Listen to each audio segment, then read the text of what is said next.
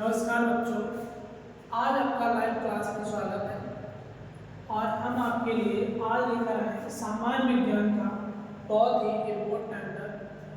Important chapter. Topic जो है वो है प्रमुख वैज्ञानिक, जो किसी भी एग्जाम के लिए ऑल वनडे एग्जाम यानी RRB, RPF, UP police, UPSI, SSC GD, army, TET, CTET और सुपर टेट आठ एग्जाम के लिए बहुत ही इम्पोर्टेंट है। तो इसी के साथ चलते हैं आज प्रमुख वैज्ञानिक यानी कि पहले टॉपिक के लिए।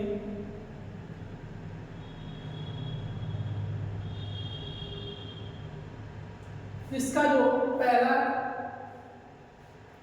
फर्स्ट पॉइंट है वो है हेनरी बेकरल। 1852 से 1908 ये फ्रांसीसी वैज्ञानिक थे। क्या थे? फ्रांसीसी वैज्ञानिक थे। इन्होंने रेडियो एक्टिविटी तथा गामा किरणों की खोज की थी। हेनरी बेकरल ने किसकी खोज की थी? रेडियो एक्टिविटी तथा गामा किरणों की खोज की थी। इसी के साथ में सेकंड पॉइंट जो है वो है आपका नील बोर। 1885 1962 ये तिथि दी गई है चंद्रवृत्त की। 1885 और 1962 ये डेनमार्क के वैज्ञानिक थे। नील बोर कहाँ के वैज्ञानिक थे? डेनमार्क के वैज्ञानिक थे, जिन्होंने परमाणु की संरचना का मॉडल प्रतिपादित किया था। इन्हें 1922 में नोबेल पुरस्कार मिला था। इन्हें 1952 में क्या मिला था? नोबेल पुरस्कार मिला था। हेनरी कैवेंडिश 1931 से 1810, 1931 से 1810 ये ब्रिटिश वैज्ञानिक थे। हेनरी कैवेंडिश कहाँ के वैज्ञानिक थे? ब्रिटिश के वैज्ञानिक थे, जिन्होंने हाइड्रोजन को तत्व के रूप में खोज की थी। हाइड्रोजन की तत्व के रूप में खोज की थी। इसी के साथ अगला है जेम्स चैडविक।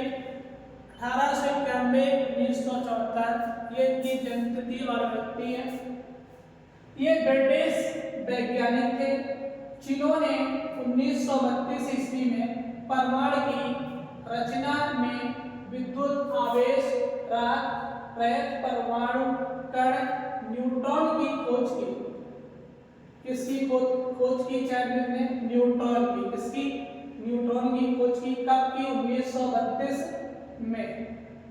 इसी के साथ में अगले दो बहुत इंपॉर्टेंट वैज्ञानिक हैं कोपरनिकस। कौन है? अगले जो इंपॉर्टेंट वैज्ञानिक है वो कौन है? कोपरनिकस।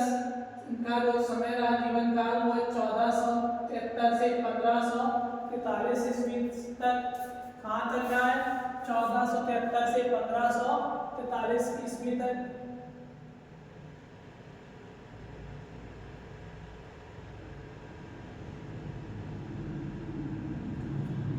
अगले नेक्स्ट वैज्ञानिक कौन है? कोपरनिकस। इनका जीवन यापन जो रहा जीवन समय 1473 से 1543 ईस्वी तक। ये पोलैंड के खगोल शास्त्री थे। ये कहाँ के खगोल शास्त्री थे? पोलैंड के, जिन्होंने सबसे पहले बताया कि पृथ्वी स्थिर नहीं है। पृथ्वी स्थिर नहीं है और सूर्य के चारों ओर घूमती है। पृथ्वी सूर्य के चारों ओर घूमती है। ये बहुत ही इंपॉर्टेंट पॉइंट है। इसी के साथ में अगले नेक्स्ट वैज्ञानिक है madam Marie Curie. Madam Marie Curie, इनका जीवन समय 1867 से 1934 ईस्वी। ये पोलैंड की वैज्ञानिक थी। मैडम मैरी क्यूरी कहाँ की वैज्ञानिक थी? पोलैंड की। बाद में फ्रांस की नागरिकता ग्रहण कर ली। बाद में उन्होंने कहाँ की नागरिकता ग्रहण की? फ्रांस की। इन्होंने रेडियम की खोज की थी। इन्हें दो बार 1903 ईस्वी व 1911 ईस्वी में नोबेल पुरस्कार मिला था। मैडम मैरी क्यूरी को नोबेल पुरस्कार कितने बार मिला है? 2 बार। सन कौन से? 1903 और 1911 ईस्वी में। इसी के साथ में नेक्स्ट पॉइंट है जो वो है जॉन डाल्टन। इनका समय काल है 1776 1844 ईस्वी। ये ब्रिटिश के वैज्ञानिक थे। कौन से ब्रिटिश वैज्ञानिक थे? इन्होंने परमाणु के सिद्धांत का प्रतिपादन किया था। गुणित अनुपात का कौन सा गुणित अनुपात का नियम भी इन्होंने ही प्रतिपादित किया। किसका नियम? गुणित अनुपात का नियम भी इन्होंने ही प्रतिपादित किया। इसी के साथ में अगले वैज्ञानिक हैं वो है आपके Charles Robert Darwin. Charles Robert Darwin, इनका समय काल है 1809 से 1882। ये ब्रिटिश वैज्ञानिक थे। इनकी पुस्तक द ऑरिजिन ऑफ स्पीशीज में विकास का सिद्धांत प्रतिपादित किया गया है। प्राकृतिक वर्ण नेचुरल सिलेक्शन का नियम इनके द्वारा ही प्रतिपादित किया गया था। इसी के साथ में अगले बहुत ही इम्पोर्टेंट अल्बर्ट आइंस्टीन, इनका समय काल 1889 से 1955। ये यहूदी मूल के जर्मन वैज्ञानिक थे जो बाद में अमेरिका में जाकर बस गए। ये कहाँ के वैज्ञानिक थे? यहूदी मूल के जर्मन वैज्ञानिक थे, बाद में अमेरिका में जाकर बस गए थे। इन्होंने 1933 में सापेक्षता के सिद्धांत E बराबर mc² का प्रतिपादन किया है। इन्होंने प्रकाश विद्युत प्रभाव की व्याख्या की है, जिसके लिए इन्हें नोबेल पुरस्कार मिला। प्रकाश विद्युत प्रभाव की व्याख्या किसने की है? अल्बर्ट आइंस्टीन ने।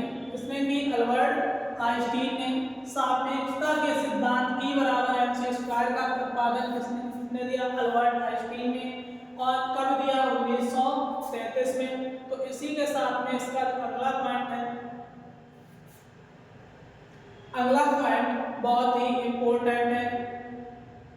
अगला है अलेक्जेंडर फ्लेमिंग। 1881-1955 का जीवन काल है।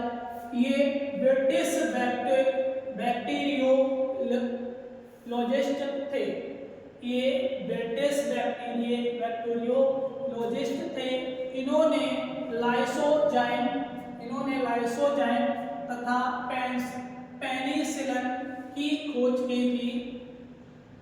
अगला है इसी के साथ में नेक्स्ट वैज्ञानिक है गैलीलियो। कौन है? गैलीलियो।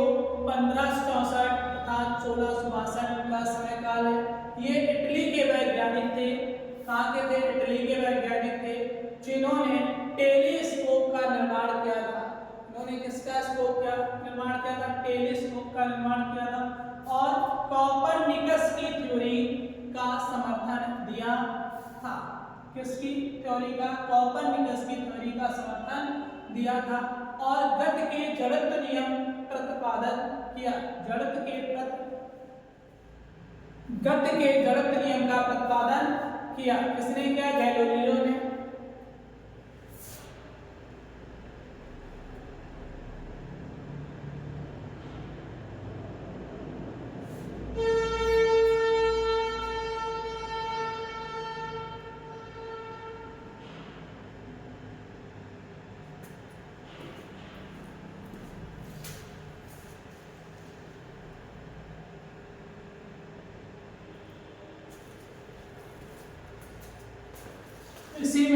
इसी प्रकार से नेक्स्ट पॉइंट की ओर बढ़ते हैं। अगला पॉइंट है विलियम हार्वे। कौन है? William Harvey. इनका जो समय है वो 1578 से 1657 ईस्वी। ये ब्रिटिश डॉक्टर थे। ब्रिटिश क्या थे? डॉक्टर थे, जिन्होंने रक्त परिवहन की खोज की थी। तथा कार्की एवं रुड़की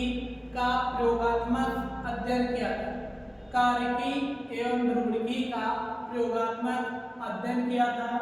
इसी के साथ में इसका अगला है जो एडवर्ड जेनर। नेक्स्ट कौन सा है? Edward Jenner. इसका समय क्या है? 1749-1881। ये इंग्लिश डॉक्टर थे।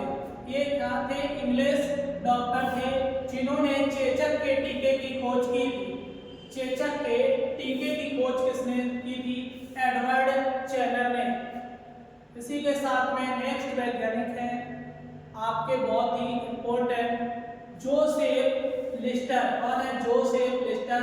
1827-1912 में ये ब्रिटिश सर्जन थे और इन्होंने एंटीसेप्टिक सर्जरी का सूत्रपात किया था। इसी के साथ में अगला है जोसेफ प्रिस्टले। जोसेफ प्रिस्टले 1300 से 1735 था 1804 इनका जीवन काल है। ये ब्रिटिश रसायन शास्त्री थे। ये ब्रिटिश रसायन शास्त्री थे जिन्होंने ऑक्सीजन की खोज की और गैसों को एकत्रित करने की विधि का विकास किया। और जो लोग चैनल पर पहली बार आए, चैनल को सब्सक्राइब करें और वीडियो अच्छी लगे तो वीडियो को लाइक करें और ज़्यादा से ज़्यादा शेयर करें। देखिए कि आपका ये जो वैज्ञानिक है इनकी समय जो है जीवन काल और किसने किसका उत्पादन किया, कौन से वैज्ञानिक कहाँ के हैं, इसके बारे में नोट करते रहिए आप लोग कॉपी पेन लेकर। अगले वैज्ञानिक हैं नेक्स्ट डब्ल्यू.सी. रॉन्टजन। 1845-1923 इनका जीवन काल है। ये जर्मन वैज्ञानिक थे जिन्होंने एक्सरे की खोज की थी। एक्सरे की खोज किसने की थी? डब्ल्यू.सी. रॉन्टजन। अतः एक्स किरणों की रॉन्टजन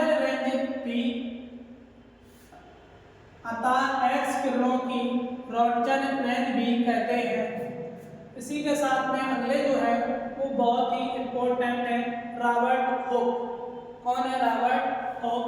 इनका जीवन काल है 1635 से 1703 ईस्वी।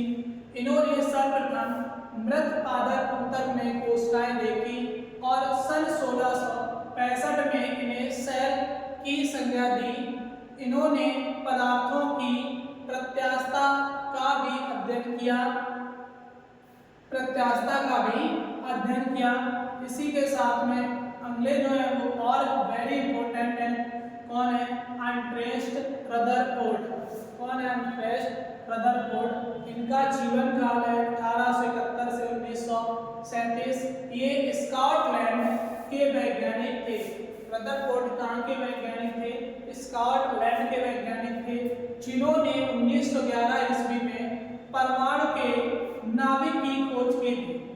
वर्ष 1911 ईस्वी में परमाणु के नाभिक की खोज की थी। इसी के साथ में अगले और वेरी इंपॉर्टेंट है आर्यभट्ट। कौन है? आर्यभट्ट 476 ईसा पूर्व से 520 ईसा पूर्व प्राचीन भारत के प्रसिद्ध खगोलज्ञ एवं गणितज्ञ थे। कौन? आर्यभट्ट खगोलीय भी थे और कैसे गणितज्ञ भी थे, जिनकी रचना आर्यभट्टी कहलाती है। इनकी रचना क्या कहलाती? आर्यभट्टी। इन्होंने गणित एवं खगोल में कई महत्वपूर्ण कार्य किए। इन्होंने गणित एवं खगोल में कई महत्वपूर्ण कार्य किए। सबसे पहले तो इन्होंने यह बताया कि पृथ्वी अपने अक्ष पर घूमती हुई सूर्य की परिक्रमा करती है।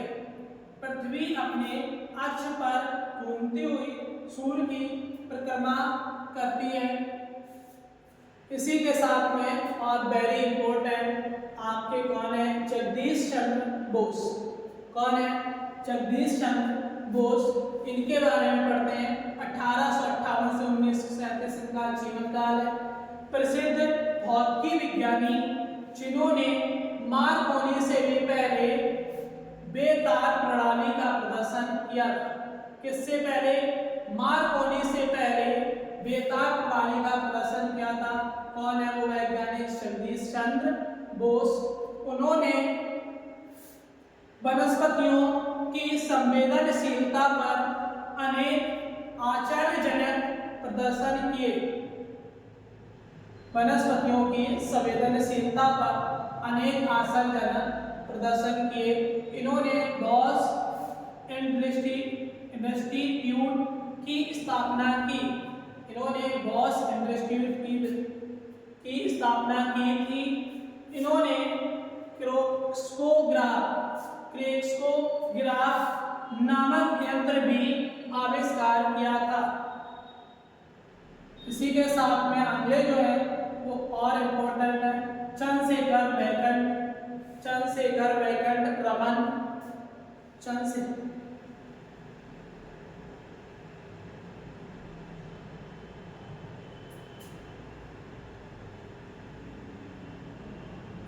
अगले जो है चंद्रशेखर वैकुंठ रमन, इनका जीवन समय काल है 1888 से 1970।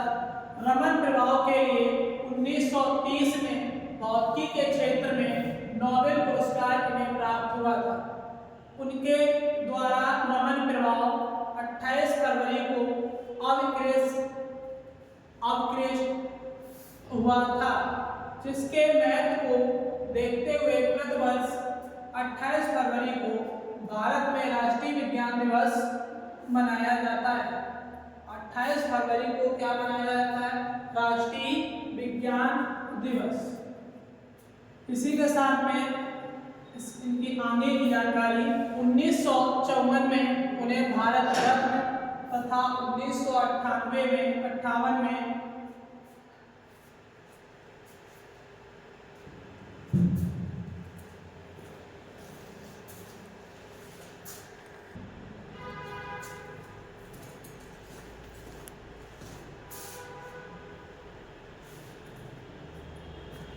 और इसी के साथ में इसके आगे की जानकारी है, 1954 में उन्हें भारत रत्न तथा 1958 में लेनिन शांति पुरस्कार सम्मान से भी विभूषित किया गया था।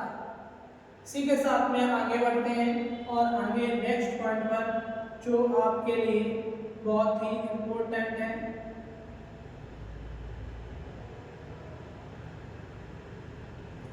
इसी के साथ में अगले नेक्स्ट पॉइंट जो है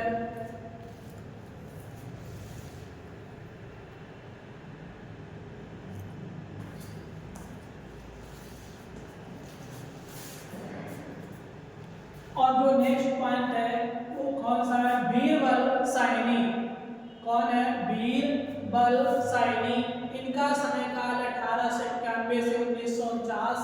प्रसिद्ध वनस्पतिज्ञ, इन्होंने अपने विस्तृत अनुसंधान क्षेत्र के अंतर्गत कुछ फर्नों की सजातीयता और संरचना पर निर्णायक खोज कार्य किया। इसी के साथ में अगला जो है वो अगला दिया है, नेक्स्ट है मेघनाथ शाह। मेघनाथ शाह इनका जीवन काल है 1893 से 1956। भौतिकी के विश्व प्रसिद्ध विद्वान थे। मेघनाथ शाह भौतिकी के विश्व प्रसिद्ध विद्वान थे। मात्र 30 वर्ष की आयु में इलाहाबाद विश्वविद्यालय में प्रोफेसर के पद पर नियुक्त हुए। मात्र कितने वर्ष की? 30 वर्ष की आयु में इलाहाबाद विश्वविद्यालय में प्रोफेसर के पद पर नियुक्त हुए। तापी आयनन सिद्धांत एवं थर्मोडायनेमिक्स। क्या है? तापी आयनन सिद्धांत एवं थर्मोडायनेमिक्स में इनके महत्वपूर्ण अनुसंधान हैं। उनकी अनुपम कृति है the history of Hindu science. क्या है? The history of Hindu science. इसी के साथ में नेक्स्ट अगला जो पॉइंट है वैज्ञानिक है वो कौन है? डॉक्टर सलीम अली। कौन है? डॉक्टर सलीम अली। सन है जीवन काल इनका 1897 से 1987।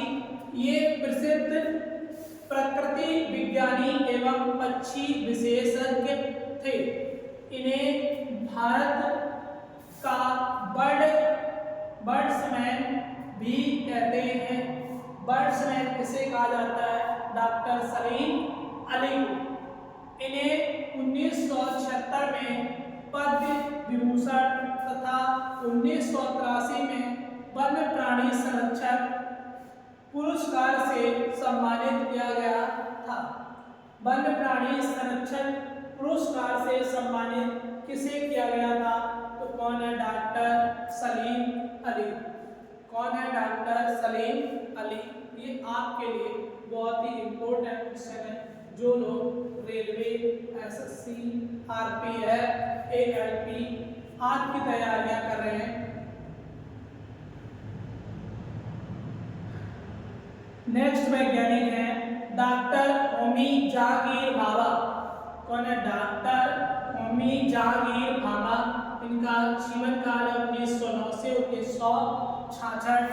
भारत में 1948 ईस्वी में गठित परमाणु ऊर्जा आयोग के अध्यक्ष होमी जहांगीर भाभा थे। 1948 में गठित परमाणु ऊर्जा के आयोग के अध्यक्ष कौन थे? होमी जहांगीर भाभा थे। वे परमाणु अनुसंधान केंद्र, बाद में भाभा अनुसंधान केंद्र के संस्थापक थे।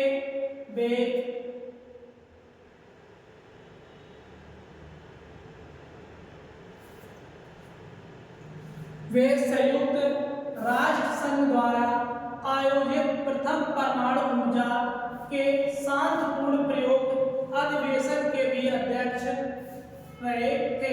वे Tata institute of fundamental research (FIFR) के भी पहले निदेशक थे।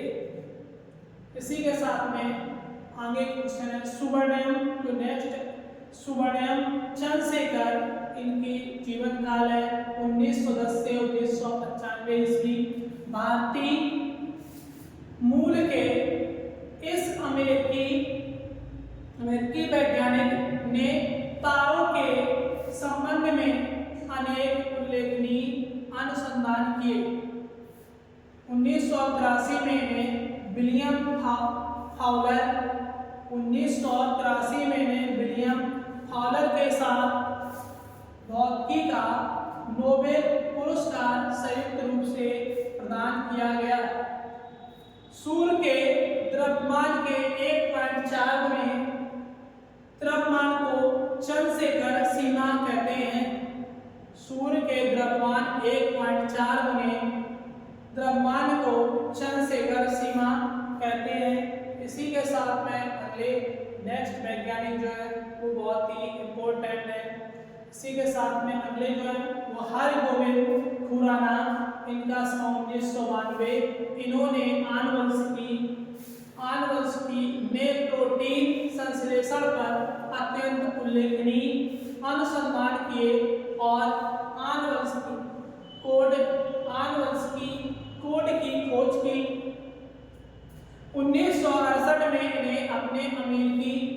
इन्हें अमेरिकी सहकर्मियों के साथ चिकित्सा विज्ञान का नोबेल पुरस्कार प्राप्त हुआ।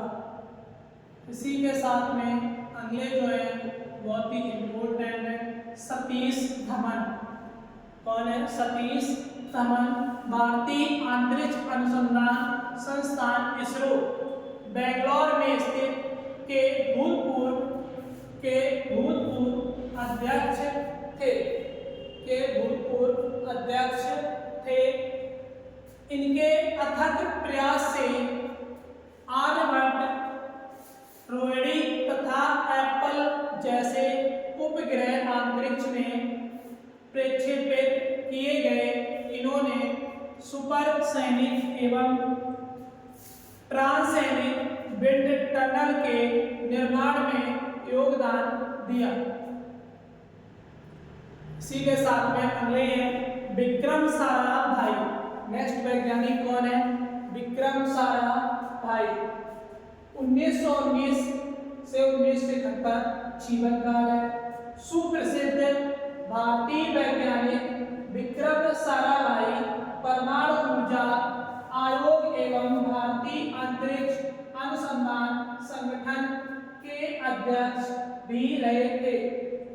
Physical research laboratory Ahmedabad, physical research laboratory कहाँ है? अहमदाबाद में।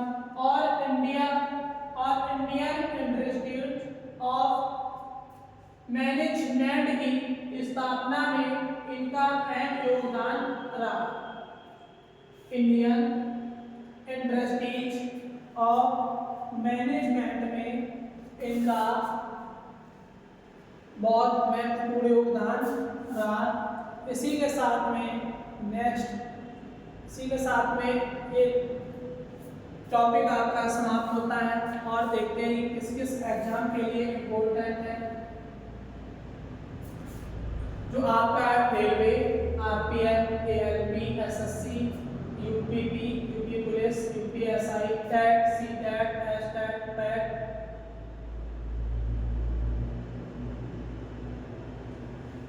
देखते हैं कितने एग्जाम के लिए इम्पोर्टेंट है। Railway, RPF, ALP, SSC, UP police, UPSI, TET, CTET, STET, PET, UPSC, यानी कि जितने भी ऑल वनडे एग्जाम हैं उन सभी परीक्षाओं के लिए ये बहुत ही महत्वपूर्ण टॉपिक है। इसी के साथ में आपको मिलेंगे अगले नए टॉपिक के साथ में नेक्स्ट क्लास में।